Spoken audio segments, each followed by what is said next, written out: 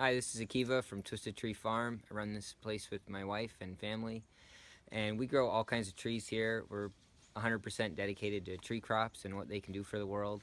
One of my absolute favorite trees to grow is the chestnut tree. Chestnuts used to be wildly abundant here. Just a native tree that was all over our woods, and they were wiped out about 100 years ago in a horrible disease. And it's hard for people to understand what was lost during that time because it was so long ago. It'd be like if today all the apple trees disappeared, and then you said you tried to tell someone 3 generations down the line, this is what there was an apple and it was really tasty and the trees were really pretty, but no one would understand. So, but I've heard stories and I got inspired and I met some people that are growing chestnuts, and I've been planting lots of them, and we're gonna head out to a chestnut orchard that was planted about 35-40 years ago, and you'll see what a not so young chestnut tree looks like.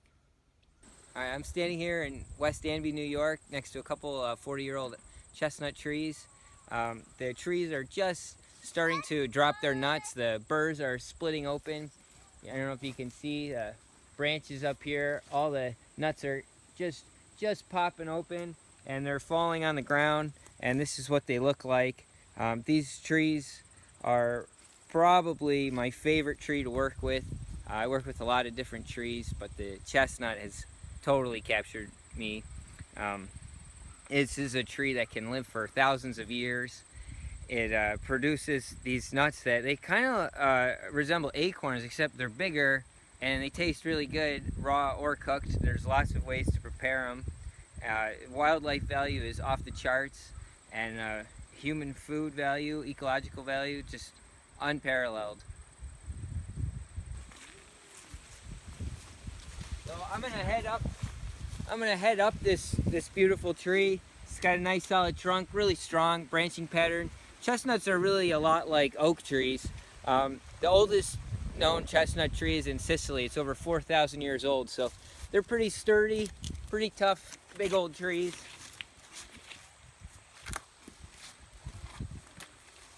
And I like to find a nice branch that I can shake.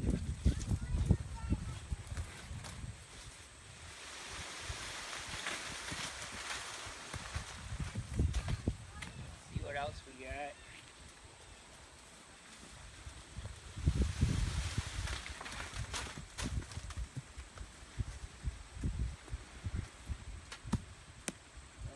Up a little higher, see what I can find.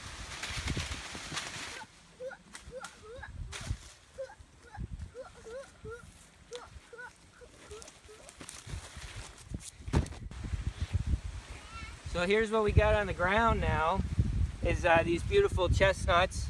Some of them are still in the burrs. I used to think the burrs were just horrible, but now I really appreciate them as the only truly squirrel-proof nut container. And the nuts don't come out of the burrs till they're ripe. And you just give it a little step with a boot, and then you can just pick up these beautiful chestnuts. So it's pretty great. It's not a tough nut tree to compete with squirrels for because of these amazing burrs, which are really sharp. Yeah, we've gathered close to 200 pounds this year.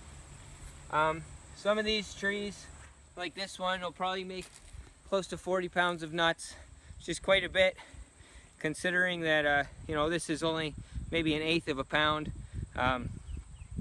or less, and each one is very thin shelled. I can bite them right open. Doesn't hurt your teeth at all. They have a very thin shell, just like an acorn, and really sweet flavor. The flavor gets better and better with time as the winter progresses, but right now they're actually just pretty starchy. So if I find some nuts that are still in the burr, I just step on it with my boot, and the nuts come right out pretty easily. Some trees will fall free of the burr pretty much every time, and some of them you have to step on the burrs quite a bit. So we try to select our seeds from trees that drop right out of the burr But anyways, that's us gathering chestnuts, and we'll spend a couple hours out here every day for about 2 weeks while the nuts are dropping. There's about 50 trees in this planting, and they all ripen at a slightly different time over a 2-week period, and we just come out here every day, and this is what we get.